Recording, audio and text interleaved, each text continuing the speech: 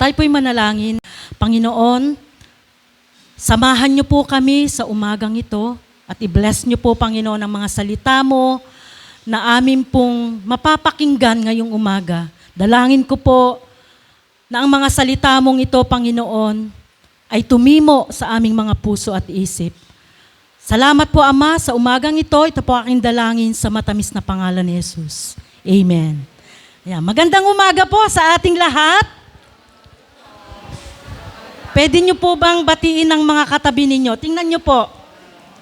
Praise God. Batiin nyo po ng magandang umaga. Amen. Praise God.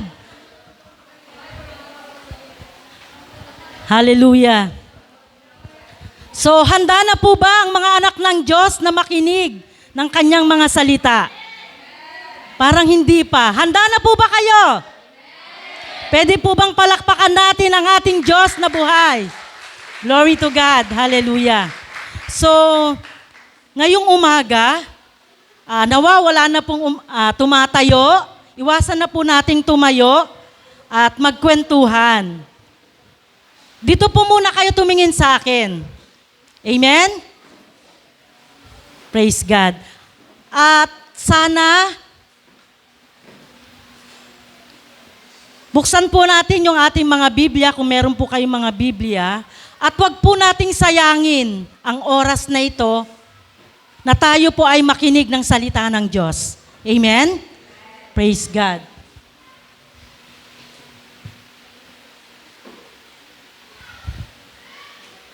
Dito po muna kayo tumingin. Wag nyo munang tingnan yung mga katabi ninyo.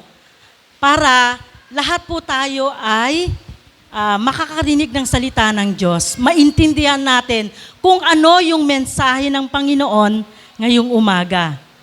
Amen po ba? Amen. Praise God. So, ang pamagat po ng ating pag-aaralan ngayon, sabi po rito, hold on to God's promises. Kumapit tayo sa pangako ng Diyos. Amen? Pangako. Saan nyo ba naririnig yung salitang pangako? Saan nyo madalas naririnig yan? Yung nangangako ka. Saan? Diba, nakakarinig tayo ng mga pangako sa hukuman. Diba? Pag ikaw ay tumitistigo, ikaw muna ay nanunumpa o nangangako na totoo yung iyong sasabihin. Amen? Di ba? Nakikita natin ito sa mga palabas. Ano pa? Saan pa tayo nakakarinig ng mga pangako? Di ba yung mag-girlfriend at boyfriend? Nangangako sila sa isa't isa. Alam nyo ba? Pero alam ko hindi pa naririnig to ng mga batang to eh. Kasi ito ay isang classic na pangako. Ibig sabihin, tradition. Ito ay isang traditional o sinauna. Di ba sabi nung lalaki sa babae, ibibigay ko, sagutin mo lang ako, ibibigay ko sa iyo ang buwan at bituin. Di ba? Narinig nyo na ba yan? Kasi karamihan dito mga kabataan no? Narinig nyo na yan? Sa mga nanay, narinig na natin yan, di ba? Sa mga tatay. Na para lang mapasagot niya yung girlfriend niya, ibibigay niya yung bituin at buwan. Pero hindi naman kanya yun, di ba? Bakit niya ipapangako yun? So, ibig sabihin, hindi yun totoo na maipapangako niya o maibibigay niya yung buwan at bituin. Ano pa? Meron pa ba kayo narinig ng mga pangako? Ano sis? Amen. Amen. Yung mga tungkulin natin, responsibility natin, minsan, kumbaga, pinapangako natin ito, pero natutupad ba? Hindi. Di ba? Hindi lahat. Sabi ng ating kapatid, hindi lahat. Meron pa akong isang example na pangako. Sabi ng lalaki ulit sa kanyang kasintahan. Sabi niya, kapag siya ay pakakasalan niya ito kahit saang simbahan niya gusto. Narinig niyo na yan? O, di ba? Nangangako siya para lang pakasalan siya. Pinapangako niya na kahit anong simbahan mo gusto, pakakasalan kita. Pero hindi rin po minsan yun nangyayari. Amen? Ano lang, pangako lang. Iyon ay isang pangako ng tao. Na minsan, natutupad, pero minsan hindi. Ito ay nasisira yung pangako. Kasi tao lang tayo, amen? But sa umagang ito, mga kapatid, meron tayong pag-uusapan about sa pangako na talagang totoong natutupad. Siya isang tapat, siya yung nag-iisang Diyos, at siya yung isang nag-iisang tapat na nangangako sa atin. Amen? Walang iba kundi ang ating Panginoon. Siya yung tapat na hindi nagsisinungaling. Amen? Hindi kagaya ng tao, di ba? Ang tao, kapag nangako, napapako. Amen? At huwag tayong magtiwala doon. Walang iba nga tayong pagkakatiwalaan, walang iba kundi ang ating Panginoon lang. Amen? Kasi, number 1, siya po ay tiyak ang pangako ng Diyos. Di ba? Kapag nangako ang Panginoon, tayo po ay 100% na nakakatiyak. Kagaya po ng pangako ng ating Panginoon kay Abraham. Narinig nyo na ba si Abraham? Nabasa niyo na ba ang kwento tungkol dito about kay Abraham? Di ba? Si Abraham po ay bago siya nagkaanak, ilang taon siya? Alam ko 100 eh. Matanda na siya, di ba? At si Sarah, ang kanyang asawa ay 90 years old. O di ba? Ibig sabihin parang napaka-imposible pa na magkakaanak ka, lalong-lalo na ang babae. Kasi kapag nag-menopause na, wala na. Hindi na magkakaanak. But ang Diyos nangako kay Abraham eh. Nangako siya, sabi niya, pagpapalain kita at pararamihin ko ang iyong descendant or lahi. So kung iisipin natin, kung ikaw ay 99 years old, parang napaka-imposible na, di ba? Napaka-imposible na magkaanak ka pa at magkaroon ka pa ng maraming lahi. Kasi wala ka pa ngang anak eh. But, nangako ang Diyos eh. Nangako ang Diyos kay Abraham na sabi niya, pararamihin ko or pagpapalain kita, pararamihin ko ang iyong lahi.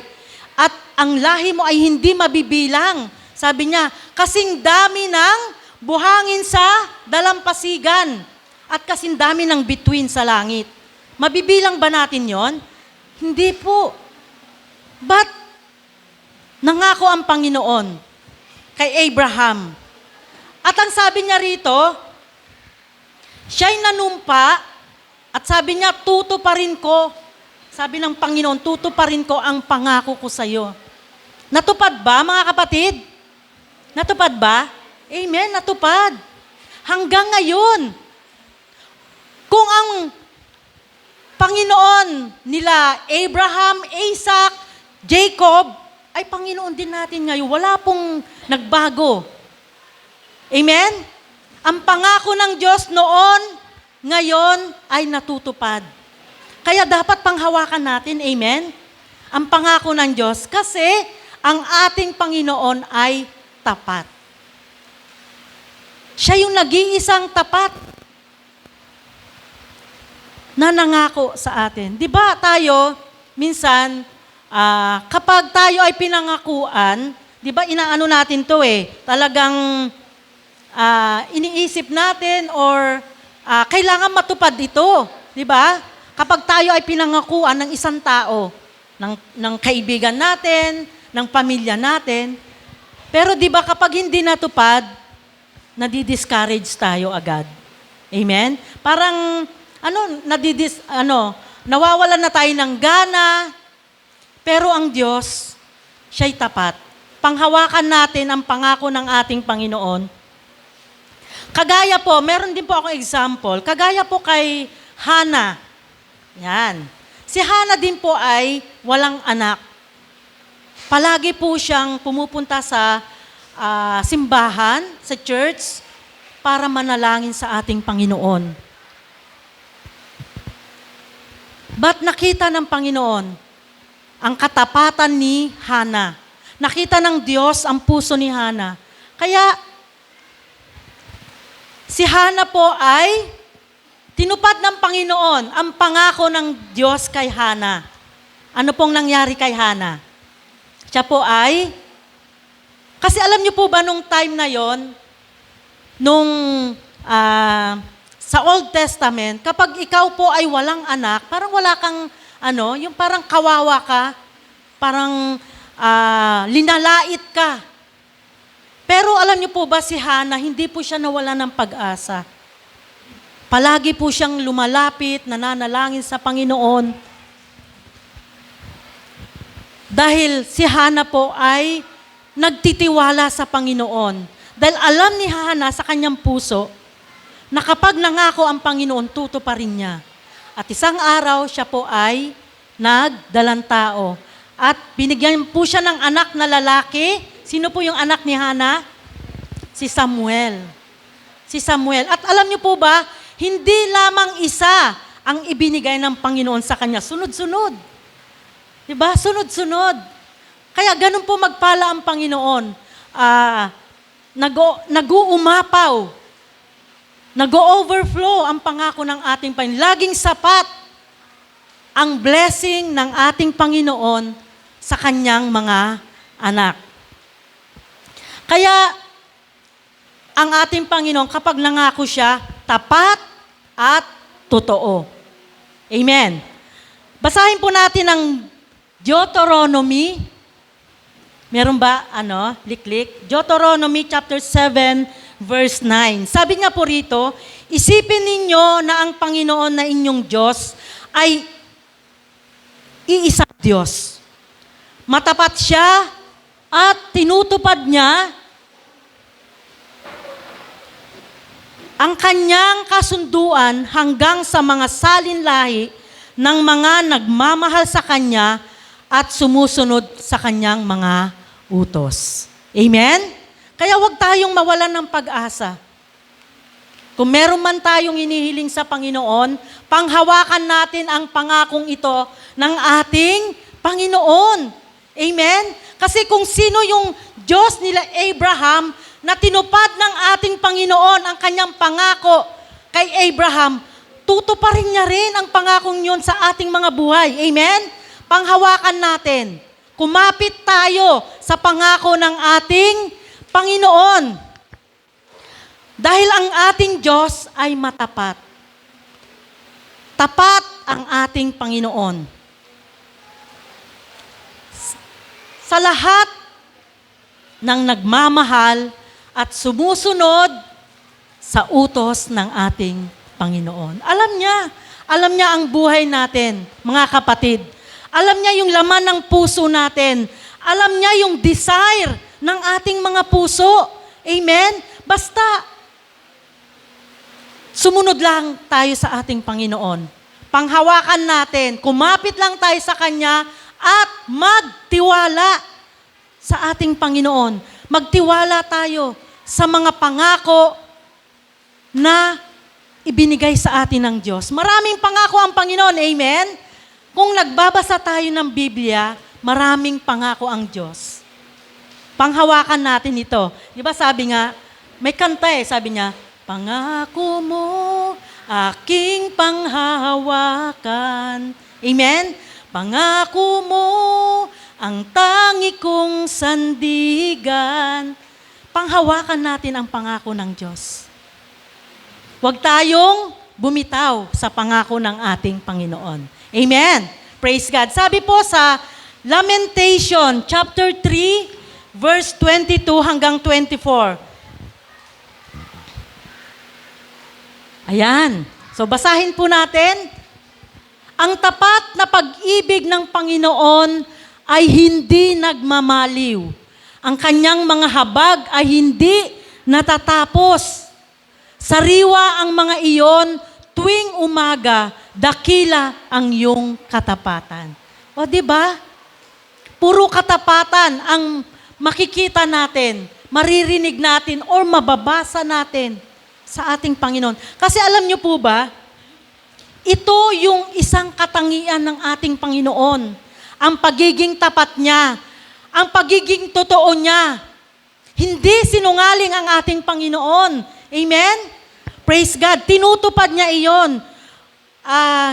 Walang katapusan ang kanyang pag-ibig sa atin. Sabi niya, hindi nagmamaliw. Ibig sabihin, hindi nagbabago ang ating Panginoon.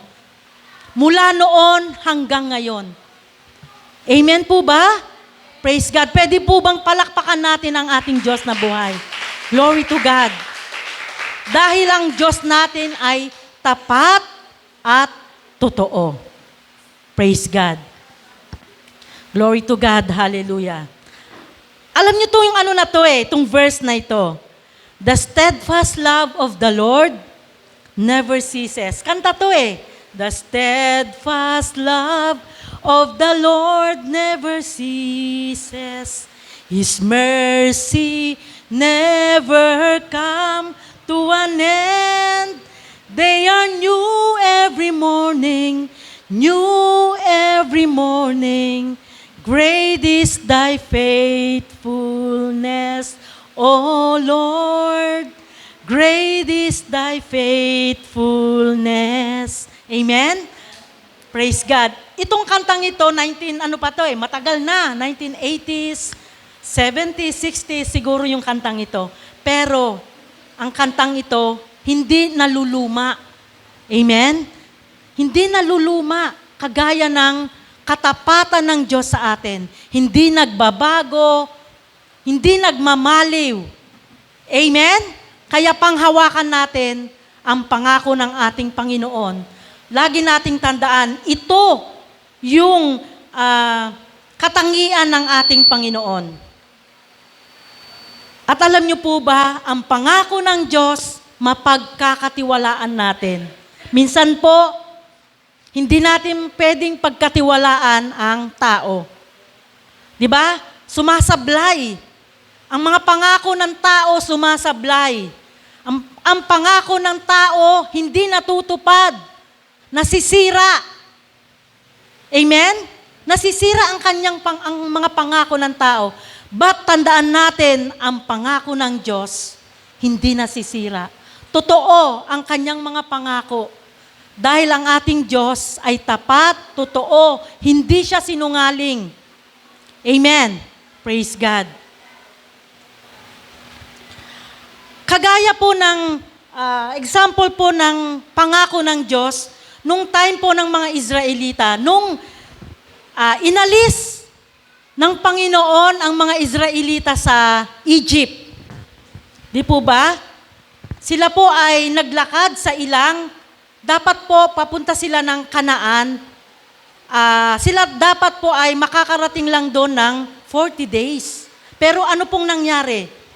Sila po ay nakarating doon ng 40 years. Biro nyo po ang tagal. Bakit kaya? Pero alam nyo po ba, sa 40 years na yon, pinabayaan ba ng Panginoon ang mga Israelita? Hindi po. Never pong pinabayaan ng Panginoon ang mga Israelita. Dahil nangako ang Diyos sa kanila na hindi sila pababayaan. At alam niyo po ba, ang mga Israelita, may problema po sa kanila Ano yon? Yung kanilang pagiging reklamador. Ano sila? Yung reklamo ng reklamo. Moises, sabi niyang ganon, ng mga Israelita, dinala niyo ba kami dito sa ilang para gutumin? Gusto namin ng masarap na pagkain. So, ito namang si Moises, siya po yung, nagsasalita sa mga Israelita patungo sa ating Panginoon. So, sinabi ni Moises na kailangan nilang kumain. Ano po yung pinadala ng Panginoon sa kanila? para makakain po sila ng masarap. Pinadalan po sila ng mana. Alam niyo po ba kung ano yung mana? Ito po yung arena na pupulutin po nila sa lupa. Pero may instruction ng Panginoon sa kanila na kailangan silang gumising ng maaga para mamulot ng mana. O, di ba? Para mamulot ng mana. Pinadalan sila ng Panginoon para meron silang pagkain. Arena. At dahil palaging yun ang kinakain nila, nagreklamo na naman sila. Sabi nila, Moises, gusto namin ng karne. O, di ba pinadalan din sila ng Panginoon ng karne? Ano yon? Yung mga pugo. Kaya makikita natin dito na hindi kahit kailan, hindi pinabayaan ng Panginoon ang mga Israelita. Meron pa nga yung himala ng Panginoon sa buhay nila. Di ba dapat kapag lakad ka ng lakad, yung tsinelas mo, mapupudpod. Di ba? Pero hindi napudpod yung kanilang mga tsinelas. Kasi alam ng Panginoon yung magiging sitwasyon nila sa disyerto.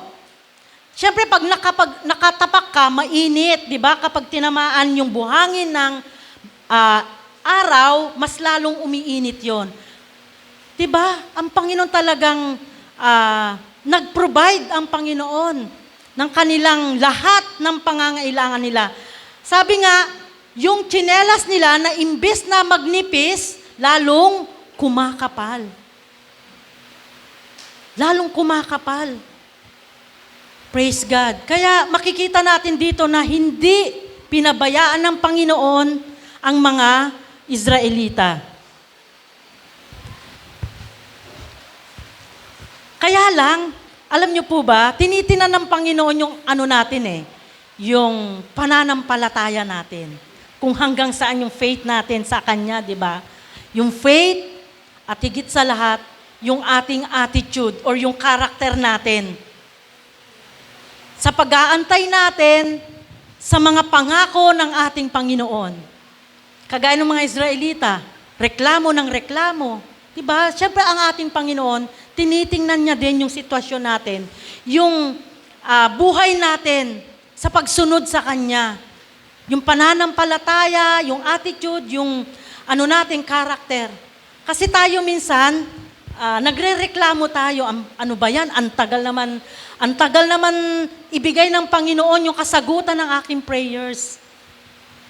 O kaya, sasagutin kaya ng Panginoon yung aking prayer, nag-aalinlangan tayo. So mag-ingat tayo doon. Or, kumbaga, ayusin muna natin yung ating buhay, no? Sa paglilingkod natin sa Panginoon, tinitingnan ng Panginoon yan yung buhay natin. Kung tama ba, kung tayo ba ay lumalago, nag-grow yung ating pananampalataya sa Panginoon, yung character natin, yung attitude natin, dapat hindi tayo nagre-reklamo, hindi tayo nagmumurmur sa Panginoon. Amen? Magtiwala lang tayo sa Kanya at palaging sumunod sa utos ng ating Panginoon. Glory to God.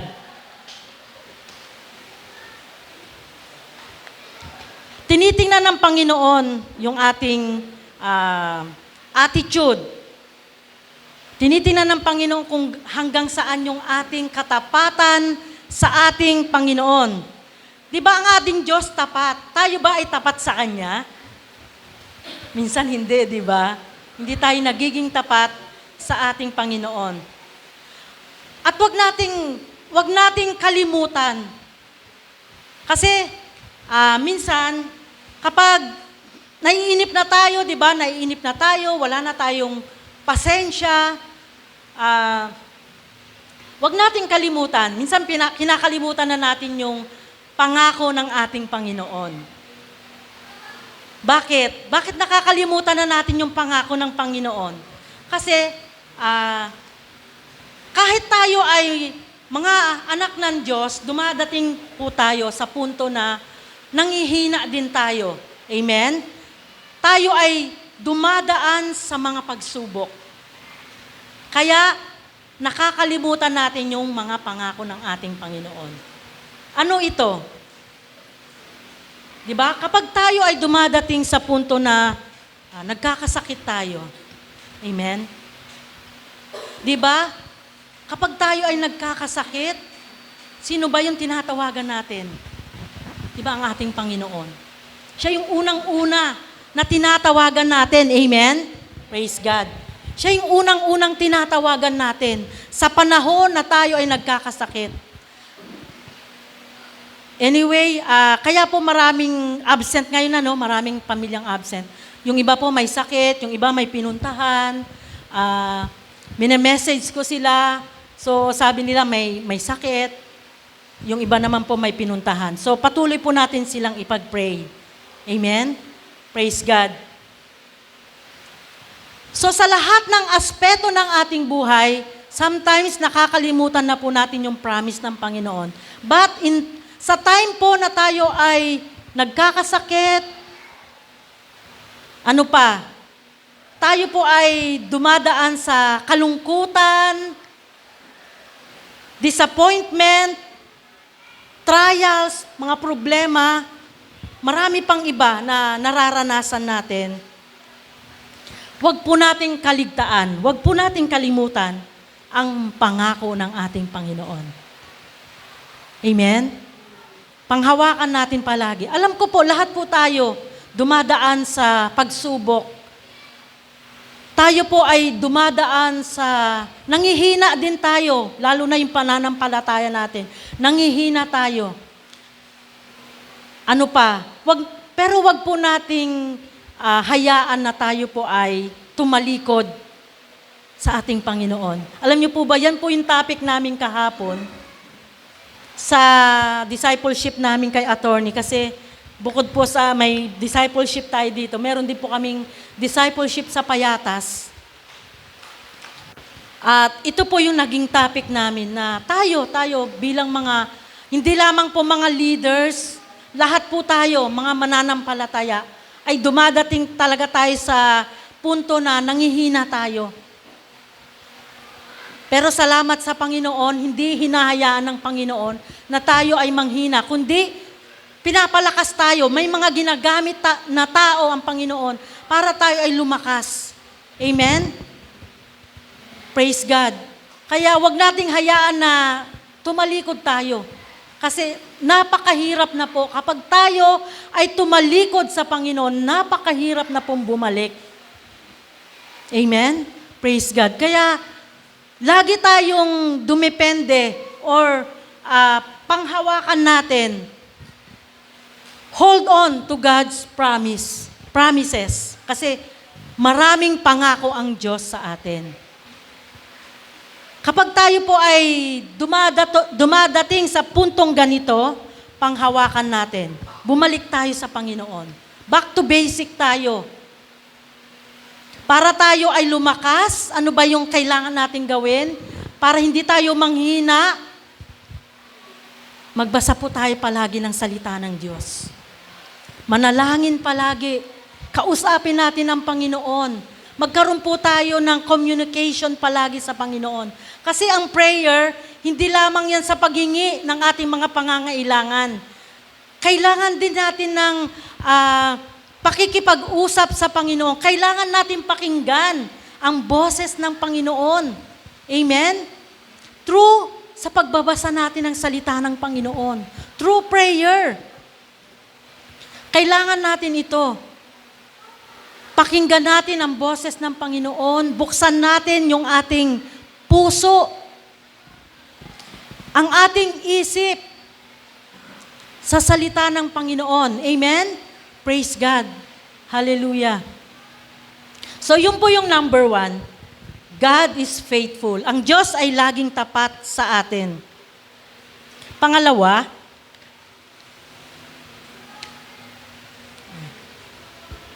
ang Diyos natin ay because He is able. Ano ito? Kaya ng Diyos. Amen? Kayang-kaya ng Diyos na ikaw ay pagpalain. Kaya ng Diyos ang lahat. Ano man yung ating pinagdadaanan, kaya ng Diyos ayusin ang lahat ng ito. Amen? Sabi po niya sa Ephesians, chapter 3, verse 20.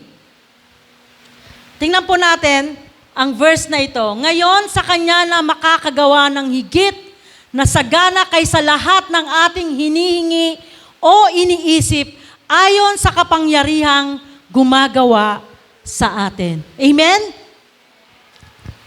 Lahat po ay kayang gawin ng Panginoon. Walang imposible sa ating Diyos. Kayang niyang gawin ang lahat. At walang mahirap para sa ating Panginoon. Amen? Praise God. Sabi niya rito, walang mahirap sa ating Panginoon. Lahat ay kaya niyang gawin ayon sa kanyang kalooban. Ang lahat ng imposible, magiging posible sa ating Panginoon. Huwag po tayo mag-alinlangan, ay, baka hindi kayang gawin ito ng Panginoon. Paano sasagutin ng Diyos? Paano niya ibibigay yung pangako niya sa atin? Kung tayo po ay nag-aalinlangan. Amen? Dapat, kailangan 100% na sabihin natin sa ating isip at puso na kayang gawin ng Panginoon ang lahat ng bagay. Amen. Di ba may kanta, walang imposible sa ating Diyos. Kayang-kaya niyang gawin lahat. Kaya niyang gawin lahat. Amen. Panghawakan mo ang pangako ng Diyos. Panghawakan niyo po yung pangako ng Panginoon ito na kayang gawin ng Panginoon ng lahat. Lahat. Amen? Praise God.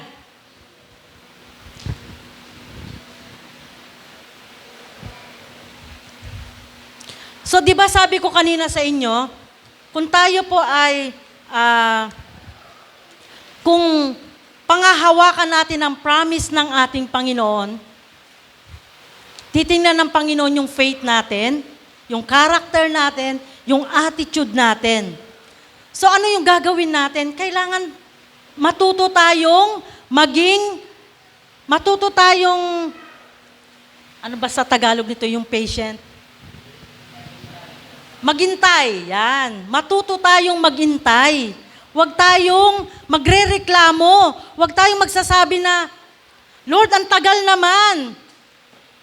Kasi alam naman ng Panginoon kasi kung kalooban ng Panginoon na ibigay ito, ibibigay niya sa tamang panahon.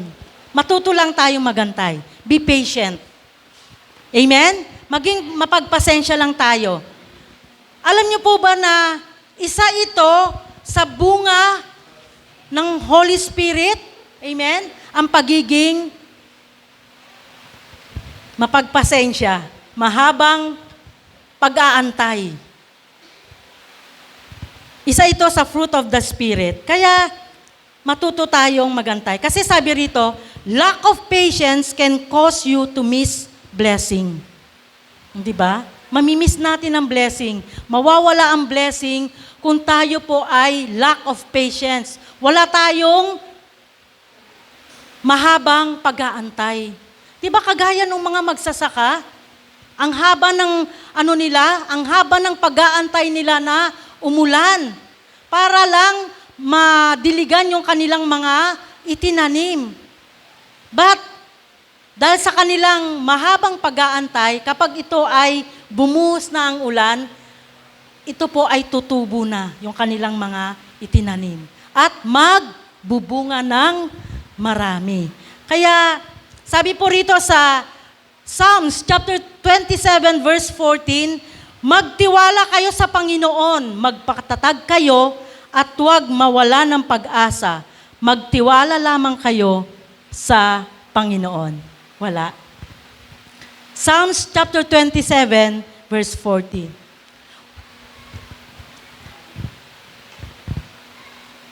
Maghintay, ayan, sabi rito. Maghintay ka sa Panginoon. magpakalakas ka at magpakatapang ang iyong puso. Oo, maghintay ka sa Panginoon. O, di ba? Wait lang. Di ba? Magantay lang tayo. Ibibigay ng Panginoon yung ipinangako niya sa atin.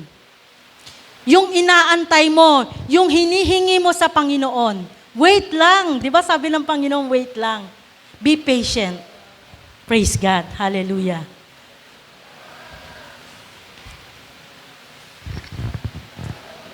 At ang sabi po rito sa Proverbs chapter 11 verse 3. Ang pamumuhay ng may katapatan ang gagabay sa taong matuwid. Ngunit ang taong mandaraya ay mapapahamak dahil hindi tama ang kanyang pamumuhay. So, di ba sabi ko sa inyo kanina, mag-antay at tinitingnan ng Panginoon yung ating pamumuhay, yung ating faith, yung ating character, yung ating attitude. May mahalaga po yun sa buhay ng isang Kristiyano. Na meron tayong katapatan na mag-antay sa pangako ng ating Panginoon. Huwag tayong mainip. Amen? Huwag tayong mainip. Panghawakan natin ang pangako ng Diyos. Kung tayo po ay merong pagtsatsaga na mag-aantay sa mga pagpapala na ipinangako ng ating Panginoon, tiyak, matatanggap natin ito. Dahil ang Diyos ay tapat, ang Diyos ay totoo, hindi siya sinungaling, ang Diyos natin ay hindi nagbabago. Amen? Ang Diyos natin ay tapat sa kanyang mga pangako, sa kanyang mga anak na matyagang nag-aantay.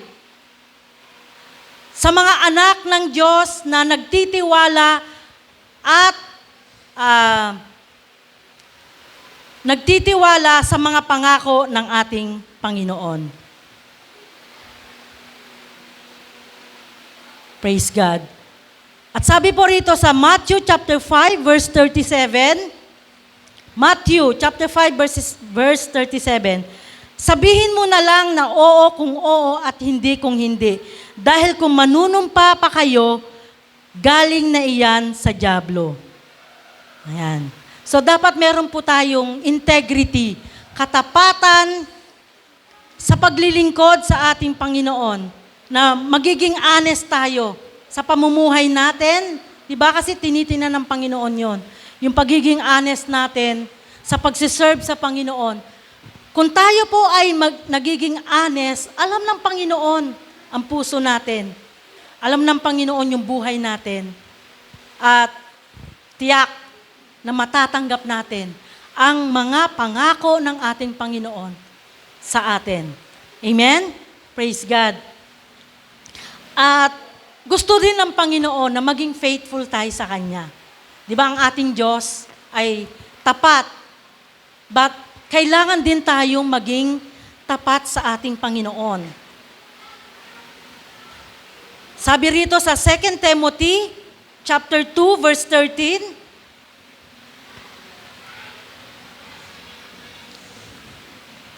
2 Timothy chapter 2 verse 13. Tingnan po natin ito. Kung tayo'y hindi tapat, siya'y nananatiling tapat, sapagkat hindi niya may pagkakaila ang kanyang sarili. O di ba? Kung tayo ay hindi tapat sa Panginoon, but ang ating Diyos nananatili siyang tapat. Ibig sabihin, hindi nagbabago. Hindi nagbabago ang promise ng Panginoon sa atin. Amen? Yun yung panghawakan natin. Kahit kailan, hindi nagbabago ang Panginoon. Kahit kailan, yung pangako niya sa atin ay tutuparin niya. Kagaya po ng pagtupad niya sa mga pangako niya kay Abraham, kay Isaac, kay Jacob. Sa mga tao na pinangakuan ng ating Panginoon, tinupad niya iyon. At sa atin din, ang mga pangako ng Diyos ay tutuparin niya. Kasi sabi niya rito, nananatiling tapat ang ating Panginoon sa bawat isa sa atin. Bagamat tayo po ay hindi naging tapat sa Kanya. Yung ating pamumuhay, hindi tayo minsan nagiging honest sa ating Panginoon. But kahit ganun pa man yung ating ginagawa, kahit tayo po ay nagkakasala, bagamat tayo ay nagkukulang sa ating Panginoon, bagamat tayo po ay hindi nakakatupad sa ating pangako sa ating Panginoon. Di ba tayo minsan, nangangako tayo sa Panginoon, Lord, kung ibibigay mo ito, nangangako ako, magsisimba na ako every Sunday. Panginoon, gusto ko po yung negosyo ko, pagpalain niyo po. Kapag pinagpala niyo po itong negosyo kong ito, Lord, lagi po akong magsisimba. Pero, di ba, minsan hindi natutupad. Kasi ganun ang tao eh. Hindi tayo nagiging honest sa Panginoon. Hindi tayo nagiging tapat sa ating Panginoon. Sumasablay, hindi natin nasusunod. But sabi rito sa 2 Timothy, nananatiling tapat ang ating Panginoon. Ibig sabihin, hindi siya nagbabago. Hindi nagmimintis ang mga pangako ng ating Panginoon. Praise God. Kaya, panghawakan natin palagi ang pangako ng Panginoon. Magtiwala tayo sa pangako ng ating Panginoon. Be faithful. Kanina, di ba? Be patient. Maging honest tayo sa Kanya. Be honest and be faithful sa ating Panginoon. Dahil yun ang inaantay ng Panginoon sa bawat isa sa atin. Praise God. Hallelujah. So, di ba, talagang makikita mo yung kung gaano katapat, kung gaano kabuti ang Panginoon. Naalala nyo ba yung kanta natin kanina? Talagang sabi rito, ang Diyos natin ay makapangyarihan. Powerful ang ating Panginoon. Kayang-kaya niyang gawin ang lahat. God is able. Kaya niyang gawin ang lahat. Walang imposible sa ating Panginoon. Amen? Ang Diyos natin ay makapangyarihan. Magtiwala lang tayo sa kapangyarihan ng ating Panginoon.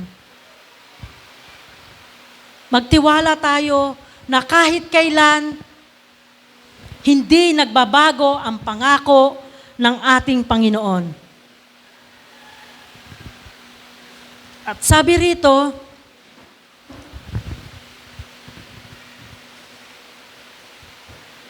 may tanong po ako sa inyo. Meron po bang mga oras sa buhay natin na akala natin ay iniwan tayo ng Diyos? Dumadating ba sa puntong ganon? Amen. Kasi lahat naman tayo, di ba, dumadaan tayo sa problema, sa pagsubok, sa sakit, lalo kapag, di ba, pag may sakit na tayo, talagang minsan akala natin, iniwan na tayo ng Panginoon. Minsan, yung mga prayers natin, hindi pa sinasagot ng Panginoon. Nagtatanong na tayo sa Panginoon, Lord, bakit iniwan mo ako? Bakit naghihirap ako, Panginoon? Di ba may mga time na ganon? Bakit, Lord, pinabayaan mo ako? Akala natin pinabayaan na tayo ng Panginoon. Hindi po totoo na pinabayaan tayo ng Diyos. Amen? Lalo na sa oras ng kagipitan, ang katotohanan ay tayo ang lumalayo sa Kanya. Di ba? Tayo yung lumalayo kasi nakapokus na tayo dun sa problema natin. Ang ginagawa natin, nag-iisip na tayo ng solusyon kung ano yung gagawin natin.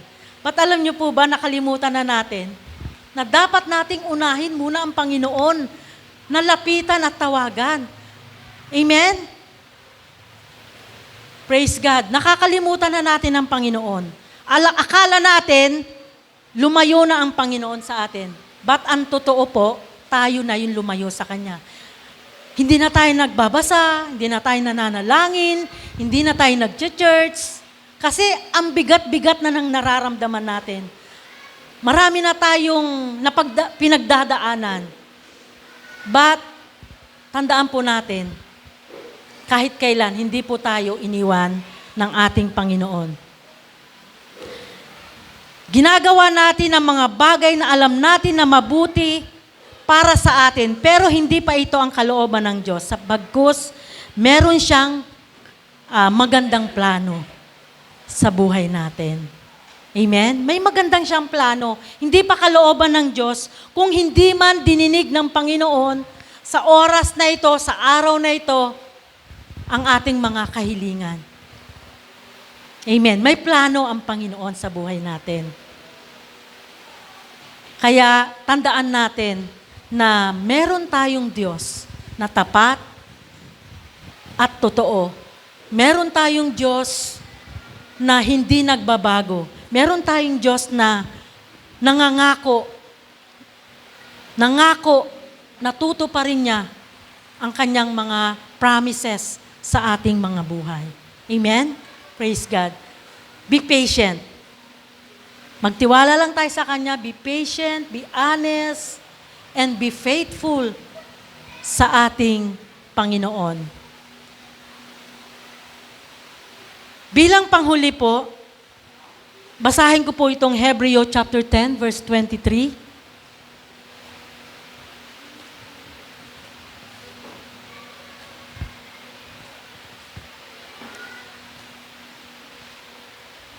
Basahin po natin. Hebreo chapter 10, verse 23. Panghawakan nating matatag ang pagpapahayag ng ating pag-asa nang walang pag-aalinlangan sapagkat siya na nangako ay tapat. Amen? Ulitin natin. Panghawakan nating matatag ang pagpapahayag ng ating pag-asa nang walang pag-aalinlangan sapagkat siya na nangako ay tapat. Amen? Panghawakan natin ang verse na ito. Panghawakan natin ang pangako ng Panginoon. Panghawakan natin na ang Diyos ay laging tapat. Hindi siya nagbabago sa bawat pangako niya sa atin. Amen? Praise God. Hallelujah. Pwede bang tawagin ko si Michael at kantahin natin itong chorus lang ng itong kantang ito.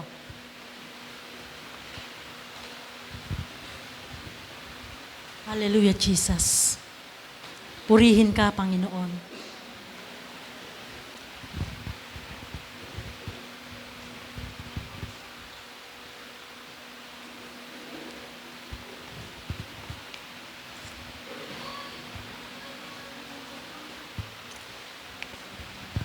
Yes, Lord Jesus. Pwede po ba tayong lahat ay tumayo? Awitin po natin yung kantang ito. Hallelujah. Purihin ka, Panginoon. Lord, salamat po, Panginoon. Hallelujah. Salamat sa oras na ito, Panginoon.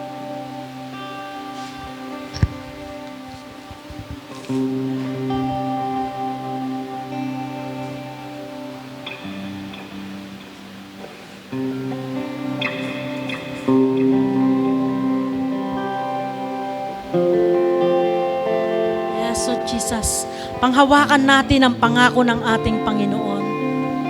Dahil siya ay tunay na tapat, tunay na dakila, tunay na mabuti.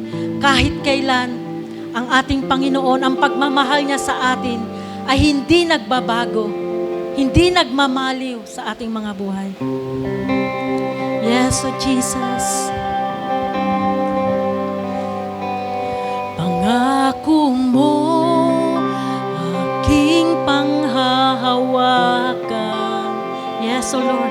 Pangako mo ang tangi kong sandigan. Pangako mo'y tapat magpakailanman.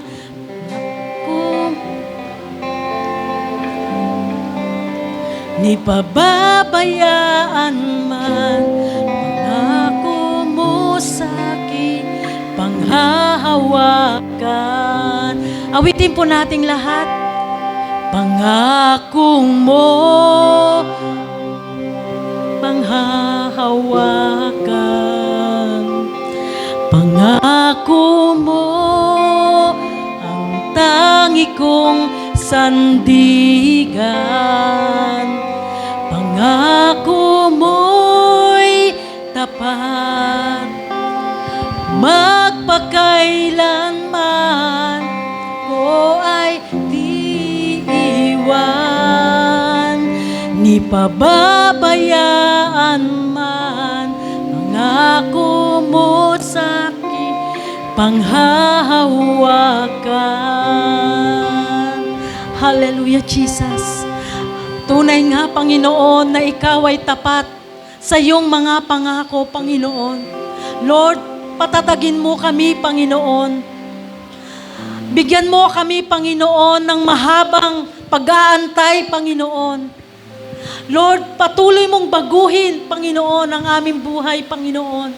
Ang aming puso, ang aming isip, Panginoon. Tunay nga, O Diyos, Ikaw ang aming Diyos na hindi nagbabago, noon, ngayon, at magpakailanman, Panginoon. Hallelujah, Jesus. Patatagin mo kami, Panginoon. Patatagin mo, Lord, ang aming pananampalataya. Bagamat minsan, Panginoon, nanghihina kami, Panginoon. Bagamat minsan, Panginoon, hindi namin natutupad ang aming pangako sa inyo, O God. Subalit, Lord, salamat. Dahil nandyan ka, Panginoon. Dahil Ikaw ang aming Diyos, nag-iisang Diyos na tapat. Nag-iisang Diyos, Panginoon, na nangangako, natutuparin mo, Panginoon, ang iyong mga pangako sa amin, na kami, Panginoon, ay pagpapalain mo, Panginoon, na ang aming buhay, Panginoon, ay laging maglilingkod sa inyo, Panginoon. Bagamat mahirap, marami kaming pinagdadaanan, Panginoon. Marami kaming mga kahilingan, Lord, sa inyo, O God. Subalit, Lord, salamat dahil hindi ka nagbabago. Panginoon, salamat. Salamat po, Panginoon, sa oras na ito, O God. Alam po namin, marami kaming pagkukulang sa inyo, Panginoon. Marami kaming pagkukulang, O God. Salamat, Panginoon. Dahil lagi kang tapat. Lagi kang tapat sa amin, Panginoon. Lord, salamat at hindi mo kami iniiwanan, Panginoon. Bagamat minsan kami, Panginoon, ang lumalayo sa inyo, O God. Salamat, Panginoon. Hallelujah, Jesus. Lord, patuloy niyo pong patatagin ang aming pananampalataya. Patuloy, Panginoon. Nabigyan mo kami ng puso na laging tapat, Panginoon, na maglilingkod, O God. Bagamat minsan ang aming oras, hindi namin maibigay. Ang aming talent, Panginoon, hindi namin maibigay sa inyo, O God. Hallelujah, Jesus. Salamat po, Panginoon, dahil hindi ka nagbabago. Hindi ka nagbabago, Panginoon, sa amin, Panginoon. Lord, magtsatsaga po kami na mag-aantay, Panginoon, sa lahat ng mga promises mo sa amin, Panginoon. Hallelujah, Lord. Salamat. Salamat sa pagmamahal mo. Salamat sa pag-ibig mo, Panginoon, na hindi nagmamaliw, hindi nagbabago, Panginoon. Hallelujah, Jesus. Panginoon, sa oras na ito, O God, dinadalangin ko po, Panginoon, ang bawat isa. Ang bawat isa, Panginoon, na nandito ngayon, O God. Lord, dalangin ko po na pagpalain niyo po ang buhay ng bawat isa, O God. Sa lahat ng aspeto ng aming mga buhay, O God. Lord, i-bless niyo po kami, Panginoon. Hallelujah, Jesus. Physically, emotionally, spiritually, Panginoon. Lord, pagpalain niyo po kami, Panginoon. Hallelujah, Jesus. Salamat po sa buhay ng bawat isa. sa buhay ng bawat isa na patuloy na ginagamit mo, Panginoon, kanilang buhay, ang kanilang mga talent. Hallelujah, Jesus. Patuloy, mas lalo niyo po pang pagpalain, pagyamanin, Panginoon, ang mga kabataan, Lord, ang mga kananayan, ang mga katatayan na nandito ngayon, O God.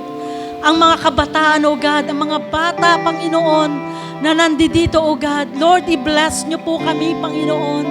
Hallelujah, Jesus. Salamat, Lord, sa mga salita mo, Panginoon. Sa mga salita mo na aming napakinggan ngayon, O God. Itimo mo, Lord, sa aming mga puso at isip. Salamat, Panginoon, sa mensahe mo, Panginoon, ngayong umaga, O God. Patatagin niyo po kami sa aming paglilingkod, sa aming pananampalataya sa inyo. Panginoon, sa mga kapatid po namin na hindi nakarating ngayong umaga, nasan man sila ngayon, O God, Lord, ingatan niyo po sila, Panginoon. Proteksyonan niyo po sila, Panginoon. At pagpalain niyo po ang kanilang mga buhay. Panginoon, sa mga may sakit po naming mga kapatid, Panginoon, sa oras na ito, O God, Lord, dinadalangin ko po, Panginoon, na pagalingin niyo po, Panginoon, sila, O God. Hallelujah. Salamat po, Panginoon, sa healing, sa pagpapala mo, Panginoon. Salamat, Lord, sa kasagutan ng aming mga prayers ngayong umaga, Panginoon. Pangahawakan namin, Panginoon, ang iyong mga pangako sa oras na ito, O God. Panginoon, salamat po, Panginoon. Thank you, Jesus. Thank you, Lord. Salamat po, Panginoon. Pinupuri ka namin, sinasamba ka namin sa oras na ito, O God. Palakpakan po natin ang ating Panginoon.